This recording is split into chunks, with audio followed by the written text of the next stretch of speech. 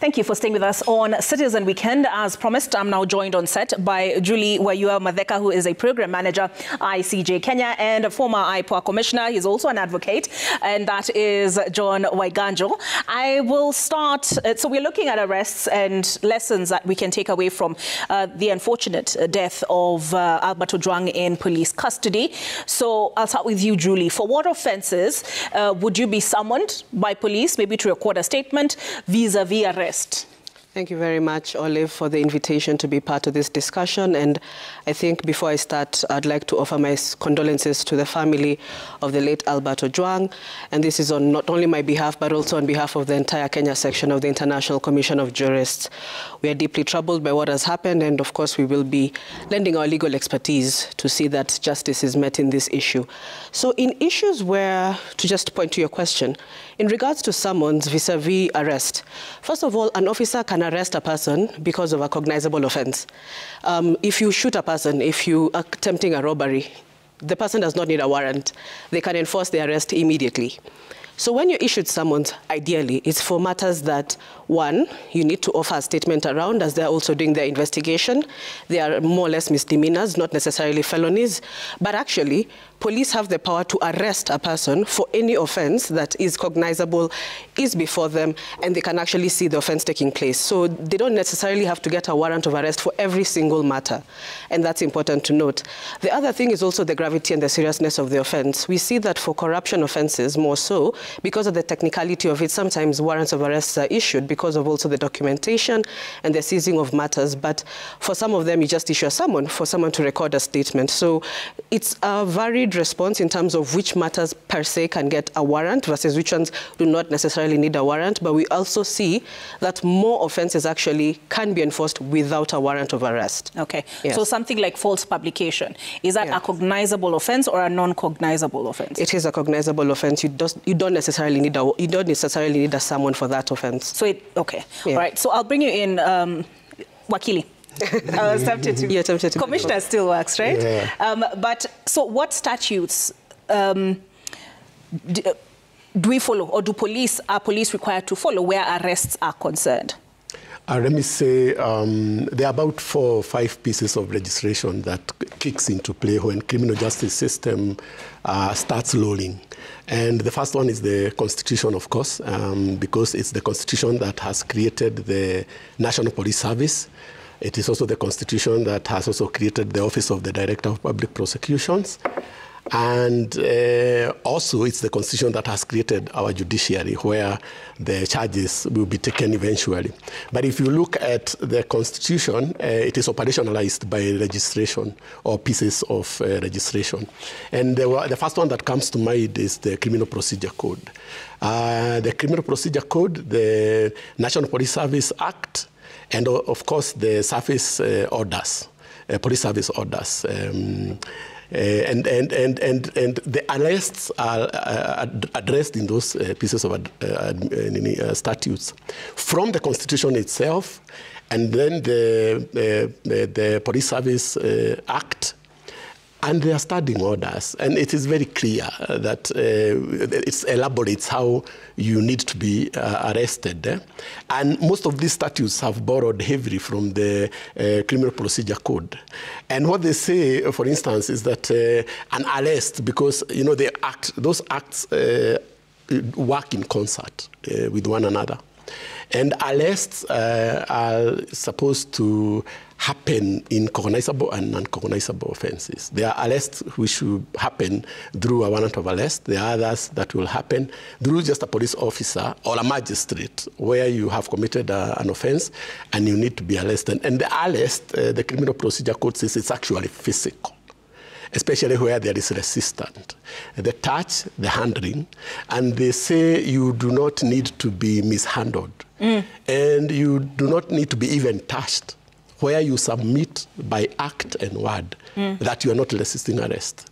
So in most instances, you will find that the police overdo the arrest. Secondly, and more importantly, is arrests outside the jurisdiction of the police jurisdiction. For instance, now talking about Albert's case, he was arrested in Homa Bay and brought to Nairobi. Yes. So the operational law there, I would say, was breached.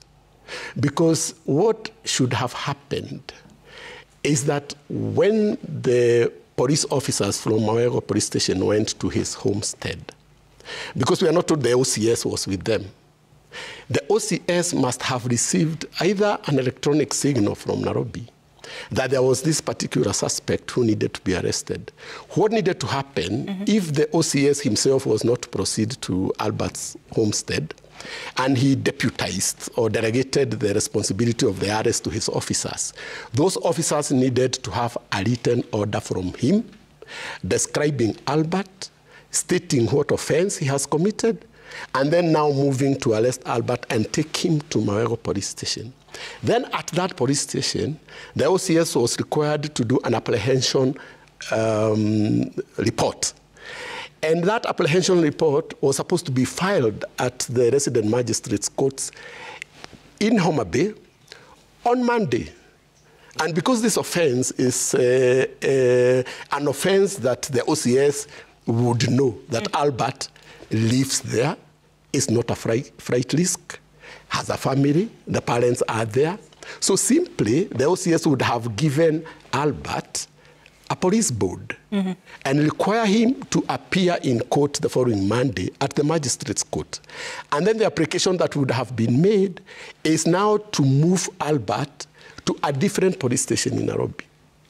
And then the magistrate would have listened to the application, read the affidavit of the OCS, that station in Mawego, and then given an order.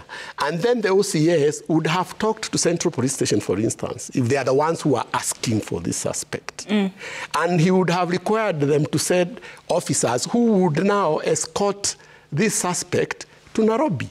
And the magistrate's court would have forwarded their file to the chief magistrate's court in Nairobi.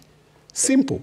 So the suspect would have been brought to Nairobi, would have stayed at his place, report to court the following Monday, be escorted to Nairobi, and appear before a chief magistrate's court in Nairobi.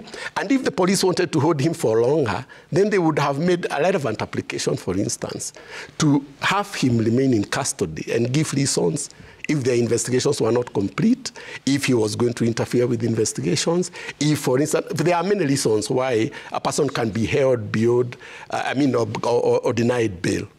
So there should be a follow-up, and I hope the independent policing will do that, to see whether the OCS Mawego had given the deputized arresting officers an order to go and arrest. Because even in electronic signals, for instance, an OCS cannot act on an electronic signal until it describes the person who should be arrested, and it gives the charge that that person is supposed to face, and also whether that charge is bailable. Those are instances where he would have made sure that those are there before now making an apprehension report and then moving the magistrate's court. It is allowed to move a suspect from one police station to another, but you do not move suspects just the way Albert's case happened. You move them orderly, and all these processes are in the police standing orders, and they are also in the Criminal Procedure Code, and they are also in the in the National Police Service Act. So, it's acting out of the law, is the breach of the law, which is clearly stated everywhere, from the Constitution to all those statutes that I have mentioned, and acting in breach of that law and bringing a suspect straight to Nairobi without one informing the suspects, or even if he had been informed, without a magistrate's order. It was very important to get that order. All right. Julie, so let me ask you this, right? During the Gen Z protests, yes, the line between an arrest and an abduction was blurred. Yes. So according to the law, what should an arrest look like? Okay. So I'll talk about an arrest in terms of what are your rights in terms of an arrested person. So former commissioner, sorry, we are so used to calling you commissioner. Former commissioner Ojwang has actually stated that you need to be informed that you're being arrested. So we'll talk about Article 49 of the Constitution of Kenya that actually speaks to the question of the rights of an arrested person. A person needs to be informed that they are arrested. The police officer will tell you the reason for the arrest, the charge and the offense that you have committed in a language that you understand, and what they're going to do, which is effect the arrest. Following which they should tell you to remain silent. Therefore, whatever you say can and will be used against you. We also hear this a lot in the movies. Yeah, in the Miranda rights in the movies. Yeah. But it's actually applicable, and it's actually there in Article 49, 1B. So you're supposed to be informed that you should remain silent, and anything you do say can and will be used against you as evidence. Thereafter, you're allowed to communicate with a family member, a lawyer, and a representative. And there comes in the question that you have asked in regards to what happened during the Gen Z protests. A lot of persons were being held incommunicado, which is actually illegal, because you should be able to communicate to a legal representative and inform them that this is the charge with which you're being arrested on, this is where I'm being held, bringing me to Article 49D, which states to the fact that you should be held in a gazetted facility, which is known as a detention facility. Therefore, we should know you're in police station 1 or 2. If you're in Central, we should know you're in Central. You should be validly be booked in within the occurrence book, and then we should be able to trace what was the occurrence. You were arrested at what time, with which officers, which condition were you in when you were arrested? Because that is also a very important issue that has actually played out in this matter. Yes. What condition were you in? Did you ask for medical support? Did you ask for legal support? Was that denied? And what are the reasons for the denial? Another thing that is important and has actually been drawn out in another case, which is in appeal right now, it's a Naftali Chege case, which actually had similar circumstances whereby a person died while it's in custody.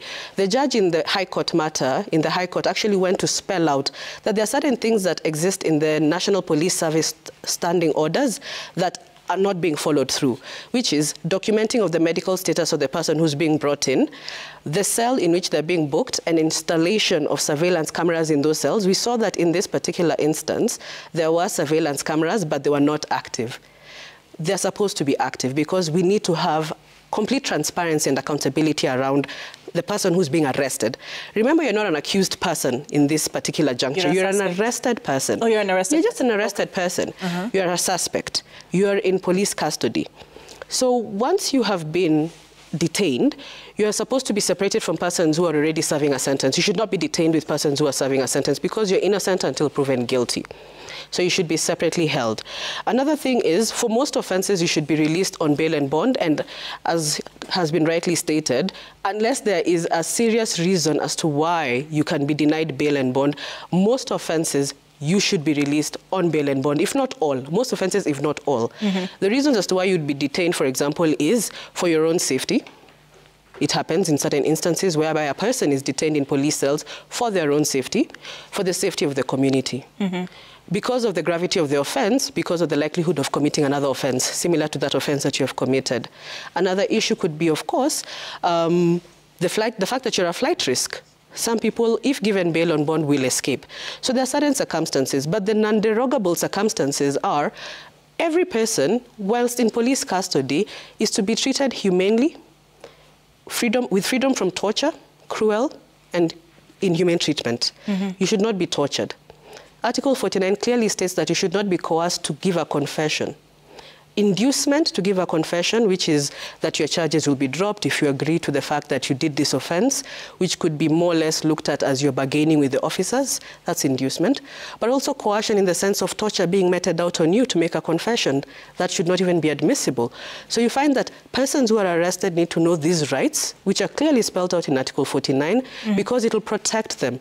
When you're in police custody, ensure that these rights are upheld. Do not give a confession without the representative of a valid advocate or someone who can plead your case. And also at the same time, Article 49 speaks in two ways. It's both procedural but also substantive, in the sense that it gives a duty to police officers to ensure that the arrest is carried out in a proper fashion. And if it is not done in a proper fashion, will actually lead to an illegal arrest and as such, evidence in court being brought that the entire process of arresting this person was illegal. So that is actually an important consideration, particularly in the instances that we have seen play out in the last 1 week. All right. Lastly, Commissioner, former Commissioner, these Kamata Fridays, you know, where people are suspicious that you arrest people on a Friday for purposes of keeping them in police custody till Monday when the courts are open, so to speak. How do we guard that against abuse? That is very rampant, but I also want to state that it depends with the officer commanding the station, because as has likely been said, most of the offences are bailable, and you can always get cash bail, especially offences where you are likely to be fined if found guilty or jailed for 6 months or less. And if those offences are not felonies, like murder, for instance, treason, for example, rape, robbery with violence, attempted robbery, those are the offences that you will find the OCS may hesitate to give bail, because this suspect may also interfere with the exhibits or, you know, those kind of cases. So Kamata, for instance, one is not supposed to be arrested and put in custody, except clearly where the offense itself and the likely conviction and sentence are huge.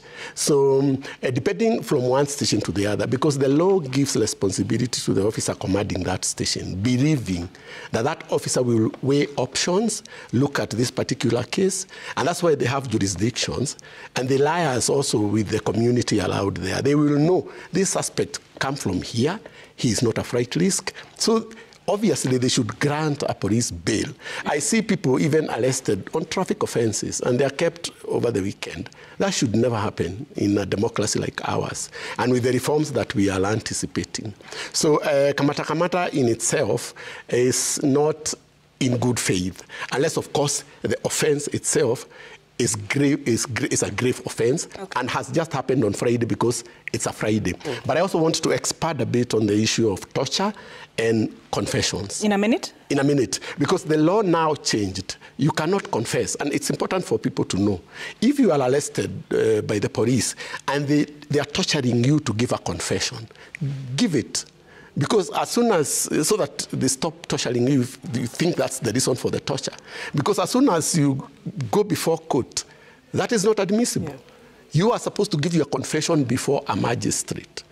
So people should know, if you are arrested and you are being told, write a statement in this manner, write, just to get out of it. Because as soon as you appear in court, you will reject that confession, and the court will agree with you, because confessions are supposed to be done before a magistrate. And that's brings to the question, the reason why Albert should be tortured, while, of course, the officers knew they were not extracting a confession, because it would have flopped. It wouldn't have gone up through in court. Yes. All right, thank you very much. Former Commissioner IPOA, John Weganjo, also an advocate of the High Court, and Julie Madheka, who is a program manager at ICJ Kenya. Thank you for helping us better understand these issues that have come up.